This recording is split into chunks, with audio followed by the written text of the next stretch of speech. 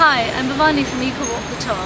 Today we have with us Ken Hickson, a veteran journalist from New Zealand for over 40 years. He has a deep interest in climate change and is the author of the book, The ABC of Carbon.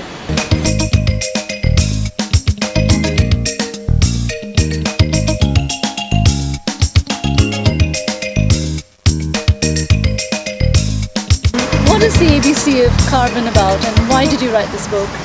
Well, I mean, it's all about climate change, but I wanted to focus on the issues as well as the opportunities. And that was important to me, that we don't just look at the doom and gloom aspects of climate change, but look at what opportunities there are for countries and companies to move on, to act and react and create awareness and create action for climate change remedies. So I really decided 3 years ago to do that.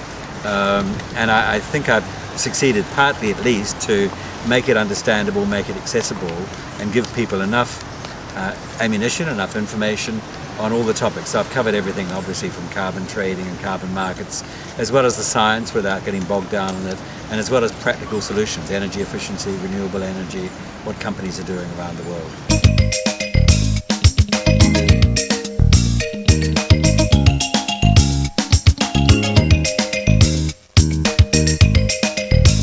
And you've written it in an alphabetical fashion, more like a dictionary, explaining the various terms, related to climate change and sustainability.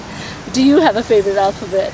Well, I've been asked this, and it's a bit like saying which is your favorite child if you have 3 children, as we do. So that's difficult. But I do often come back to C, because that's the crucial chapter in more ways than one, all about climate change and all the carbons that are there from both the mineral carbons, the materials, as well as the solutions, carbon markets, carbon trading. So C is probably my favorite, and in there I've included some interesting things like coconut. So I like to look at, and cork, for example. So I like to look at things that go beyond perhaps what is purely climate change to other sustainable solutions. And why is the level of climate denial increasing despite majority scientific consensus that climate change is for real? I don't know if it's increasing. I think there's probably been added interest in it, and as the world, and practically every country in the world, accepts the reality of climate change, as does United Nations and the World Bank and the International Energy Agency and a host of companies as well as countries. But what has happened, I think, is when it started to look like it was being accepted and some serious actions were being taken, then the denialists with funding from some large corporations, including Exxon, for example, started funding these anti-climate change campaigns. So I don't think there's more of it in terms of more scientists or more companies or organizations that are against climate change or denying it, but a greater awareness because they've mounted quite massive campaigns, for example, to disrupt Copenhagen, to talk about the hacking of emails. And that was really a concerted campaign by the denialists and their funders to really destroy some outcomes from Copenhagen. And you believe that one important policy instrument to tackle climate change is to set the price of carbon.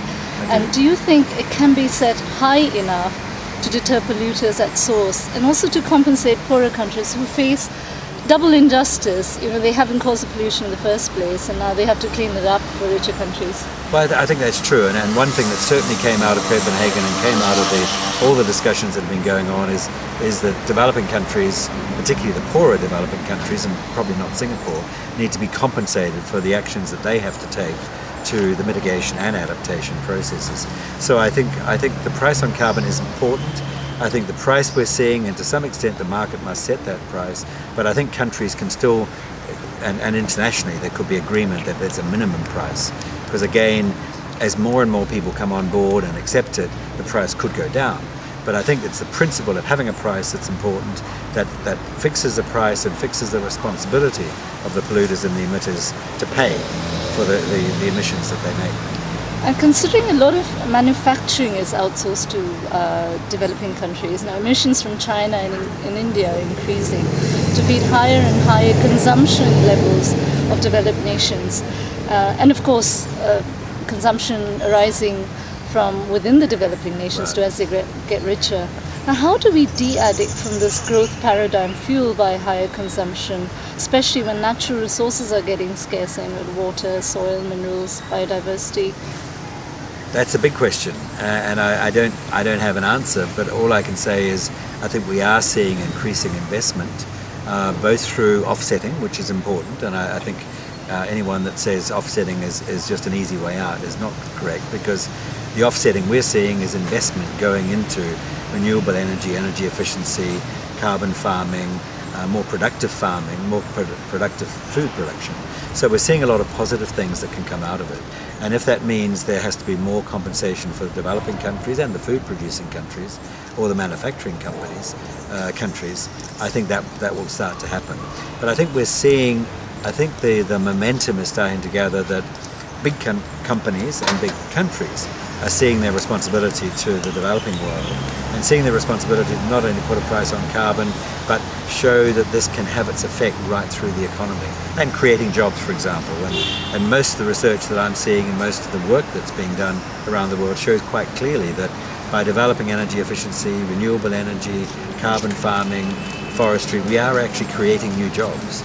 And even in the manufacturing sector, we're creating new jobs for electric vehicles, for example. So there's a lot happening, making appliances more energy efficient. So all of these, in my view, can be called green jobs. So if we can encourage more jobs, we can reduce consumption of wasteful things, but improve consumption and improve manufacturing and processing of useful things, we're going to get there. And you're planning to set up a base in Singapore. Tell us what you intend to do.